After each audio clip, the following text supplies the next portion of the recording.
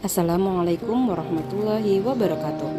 Pada video kali ini saya akan memaparkan tentang koneksi antar materi modul 2.1 pembelajaran.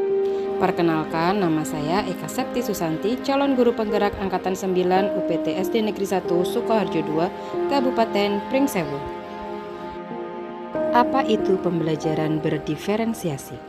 Pembelajaran yang dimana guru dalam menyesuaikan proses pembelajaran di kelas untuk memenuhi kebutuhan belajar individu murid. Dalam artian pembelajaran untuk mendukung semua murid di kelas kita.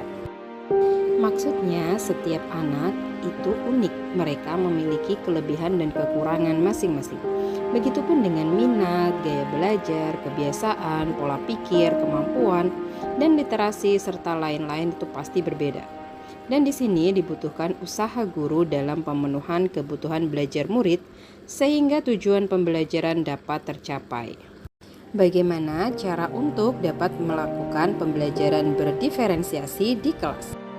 Agar dapat melakukan pembelajaran berdiferensiasi, guru harus yang pertama memahami tujuan pembelajaran, yang kedua mengetahui dan merespon kebutuhan belajar murid, yang ketiga menciptakan lingkungan belajar yang mengundang untuk belajar murid, yang keempat melakukan manajemen kelas yang efektif, dan yang terakhir adalah melakukan penilaian berkelanjutan.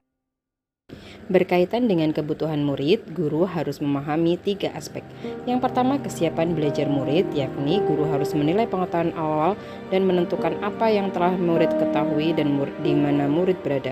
Yang kedua adalah minat murid. Minat adalah salah satu motivator penting bagi murid untuk terlibat aktif dalam proses pembelajaran. Dan yang ketiga adalah profil belajar murid, yakni berkaitan dengan lingkungan, budaya, gaya belajar, dan kecerdasan majemuk. Kebutuhan belajar murid dapat diidentifikasi berdasarkan cara-cara berikut ini. Yang pertama, mengetahui perilaku murid-murid. Yang kedua, mengidentifikasi pengetahuan awal. Yang ketiga, mereview dan melakukan refleksi terhadap praktik pengajaran. Yang keempat, berbicara dengan guru murid sebelumnya. Yang kelima, membaca rapot murid di kelas sebelumnya.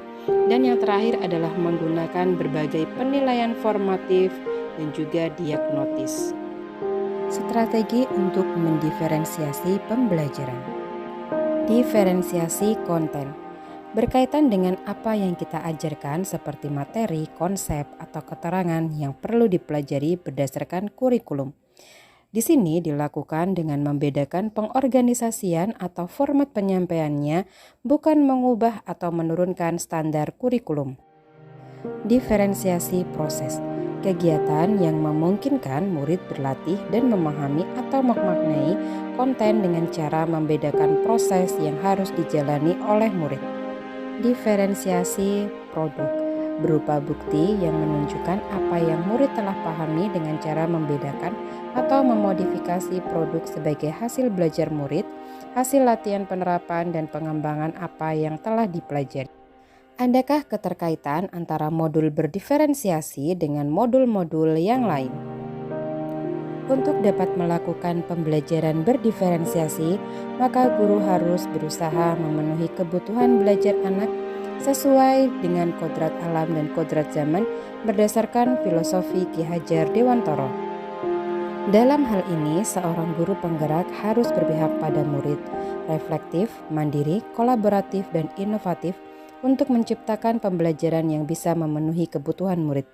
Dengan kata lain, seorang guru penggerak dapat mewujudkan kepemimpinan murid dengan menuntun murid merdeka belajar. Hal ini tentu sangat sesuai dengan nilai dan peran guru penggerak. Selain itu, harus menjadi salah satu strategi untuk mewujudkan visi guru penggerak yang berpihak pada murid. Dan dalam hal ini harus ada kesepakatan kelas terlebih dahulu agar proses pembelajaran dapat berjalan dengan baik sesuai dengan nilai-nilai budaya positif. Demikian video koneksi antar materi modul 2.1.